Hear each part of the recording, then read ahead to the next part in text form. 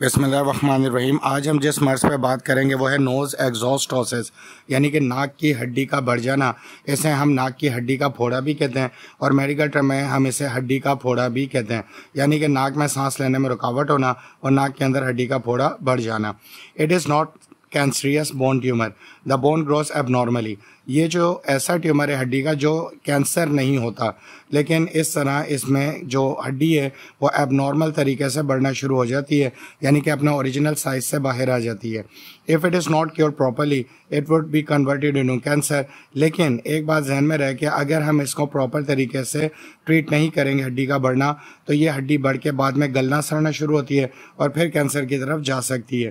Pain in the area around the exostosis, یعنی کہ جہاں پہ ناک کی ہڈی بڑی ہوئی ہوتی ہے اس کے ارد گرد شدید درد ہوتا ہے۔ Pain inside and outside, ناک کے اندر بھی اور ناک کے باہر سے بھی درد محسوس کیا جاتا ہے۔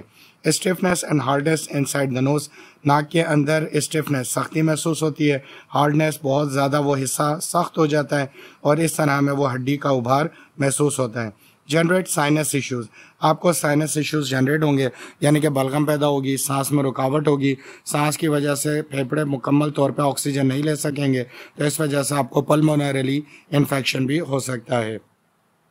It is generated by injury and poor health condition, اس کی وجوہات میں ایک تو چوٹ ہے یا پھر آپ کی مناسب ہیلتھ کنڈیشن اگر نہیں ہے تو آپ کا ایگزاسٹوسس جو ہے بڑھنا شروع ہوتا ہے۔ It is a type of arthritis called osteoarthritis, یہ آرتھرائٹس یعنی ہڈی کے مرض کی ایک قسم اوسٹیو آرتھرائٹس میں سے ایک ہے۔ It is called due to the family history, اور بعض دفعہ یہ خاندان کے طور پر بھی ایک نسل سے دوسری نسل کو منتقل ہوتا ہے۔ اب ہم اس کی کچھ سمٹم پڑھتے ہیں جس سے ہمیں یہ پتہ لگے گا کہ ہماری ناک میں ایگزاسٹوسس یعنی ناک کی ہڈی کا پھوڑا یا ناک کی ہڈی بڑھ چکی ہے۔ اسٹفی نوز، ناک بہنا شروع ہو جاتی ہے۔ بلاک نوز، ناک بند ہو جاتی ہے، سانس لینے میں مشکل ہوتی ہے، رکاوٹ ہوتی ہے، درد کرتی ہے۔ ڈیفیکلٹ ان ریسپائریشن، بہت زیادہ مشکل ہے سانس کو لینے میں۔ ڈیفیکلٹ سلیپنگ، اور اسی سانس کے رکاوٹ اور آکسیجن کی رکاوٹ کی وجہ سے رات میں نیند بار بار ٹوٹتی ہے، اور اگر چھوٹے بچوں میں یہ مسئلہ ہو تو وہ مکمل ساری رات بے چین رہتے ہیں۔ سینسیٹیو ٹو ٹچ، ہاتھ رکھنے سے درد ہوتا ہے کیونکہ ہڈی کی وجہ سے وہ حصہ سخت ہو چکا ہوتا ہے۔ پین ان تھروٹ، اور یہ درد بعض دفعہ بلغم گلے میں گرتے رہنے سے حلق تک یہ درد اور گردن تک اور گلے تک یہ درد آتا ہے۔ ہیڈ ایک، یہ ناک کے بند ہونے سے، ناک کے حصے میں حساسیت پیدا ہونے سے، ناک میں پوری طریقے سے آکسیجن پہنچانے کی صلاحیت ختم ہونے کی وجہ سے سر درد بھی شروع ہو جاتا ہے۔ سویلنگ اراؤنڈ نوز، ناک کے ارد گرد جو ہے سوجن آ جاتی ہے جو آنکھ کے نیچے گالوں پر بھی محسوس کی جا سکتی ہے۔ اب اس کے کچھ ٹریگرز ہیں جن کی وجہ سے مرض بڑھتا ہے۔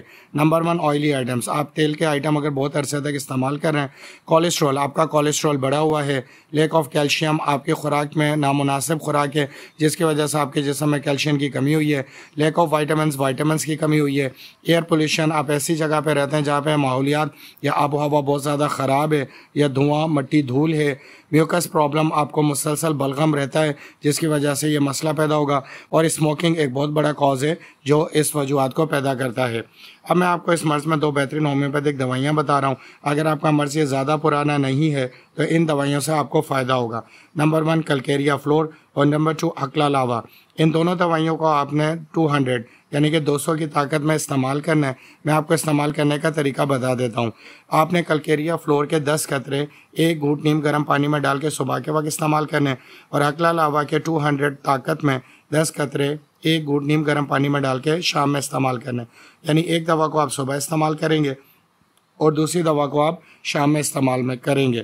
یاد رہے دونوں کو 200 پاور میں استعمال کرنا ہے۔ 10 دن تک استعمال کرنے کے بعد 5 دن کا وقفہ دینا ہے، اور اس کے بعد دوبارہ سے 10 دن استعمال کرنا ہے۔ اس طریقے سے 1 مہینے میں یہ 20 دن استعمال ہو جائیں گی۔ اگر آپ کو یہ معلومات پسند آئی ہے تو ابھی رک کر اس چینل کو سبسکرائب کر دیں اور اس ویڈیو کو لائک اور شیئر کر دیں۔ اگر آپ کی ناک کی ہڈی جو بڑی ہے، یہ مسئلہ آپ کو بہت پرانا ہے، پیچیدہ ہو گیا ہے اور بہت ساری ادویات سے بھی آپ کو فائدہ نہیں ہوا ہے، تو پھر ڈاکٹر مکرم کے واٹس ایپ نمبر پہ میسج کر کے اپنی وائس میں مکمل اپنا کیس بتائیں اور پراپر طریقے سے ہومیوپیتھک ٹریٹمنٹ حاصل کریں اگر آپ کا یہ مرض پرانا اور پیچیدہ ہو چکا ہے۔ آپ کا ویڈیو دیکھنے کا بہت بہت شکریہ۔